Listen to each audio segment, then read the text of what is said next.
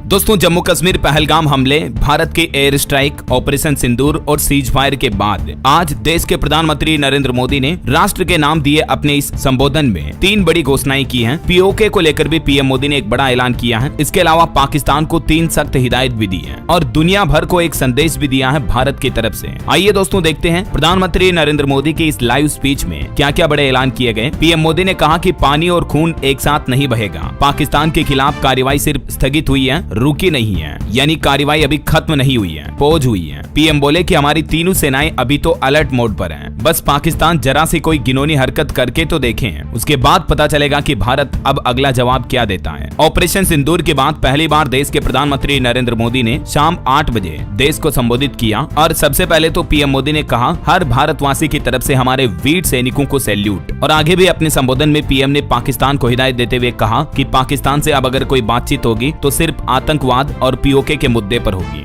दुश्मन देश को साफ संदेश दिया पीएम मोदी ने। और प्रधानमंत्री ने यह भी बताया कि आखिर भारत ने सीज फायर क्यों किया पाकिस्तान के सामने, कैसे पाकिस्तान की शहबाज सरकार ने भारत के सामने घुटने टेक दिए। 3 दिन में ही पाकिस्तान लाइन पर आ गया। ऑपरेशन सिंदूर के बाद पीएम मोदी ने आज कहा कि हमने पाकिस्तान के आतंकी और सैन्य ठिकानों पर अपनी जवाबी कार्रवाई को सिर्फ स्थगित किया है, आगे फिर से कार्रवाई शुरू हो सकती है। और जो बार बार पाकिस्तान परमाणु हमले की चेतावनी देता है, उस पर भी पीएम मोदी ने कहा कि न्यूक्लियर ब्लैकमेलिंग अब नहीं चलेगी, आतंकियों की जड़ें उखाड़ देंगे। प्रधानमंत्री ने पाकिस्तान को और भी कई बड़ी चेतावनियां दी। पीएम बोले कि टेरर और टाक यानी आतंकवाद और बातचीत एक साथ नहीं हो सकती। टेरर और ट्रेड यानी आतंकवाद और व्यापार भी एक साथ नहीं हो सकता है। आइए फटाफट से मैं आपको बताता हूं दोस्तों पीएम मोदी के इस संबोधन की 10 बड़ी बातें हैं। देखिए, प्रधानमंत्री ने कहा कि ऑपरेशन सिंदूर ने आतंक के खिलाफ लड़ाई में 3 लकीरें खींच दी। पहला, तो अब अगर कोई आतंकी हमला हुआ तो मुंह तोड़ जवाब दिया जाएगा। हम अपने तरीके से अपनी शर्तों पर जवाब देकर रहेंगे। हर उस जगह जाकर कठोर कार्रवाई करेंगे जहां से आतंकी जड़ें निकली हैं। दूसरा बयान दिया पीएम मोदी ने कहा कि अब कोई भी न्यूक्लियर ब्लैकमेल भारत नहीं सहेगा,